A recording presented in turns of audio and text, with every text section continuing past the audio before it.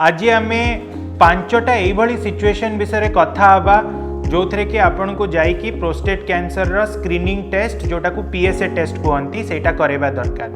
प्रथम जदि आपणकर बयस 50 वर्ष ऊर्ध। द्वितीय जदि आपन को परिस्रा रे असुविधा होची, धार पतला होची, अतर्छिया होची। तृतीय परिस्रा रे ब्लड आसुची। चतुर्थ जदि आपन को घरे बापा भाई दादा मामू तांको प्रोस्टेट कैंसर रो हिस्ट्री अच्छी।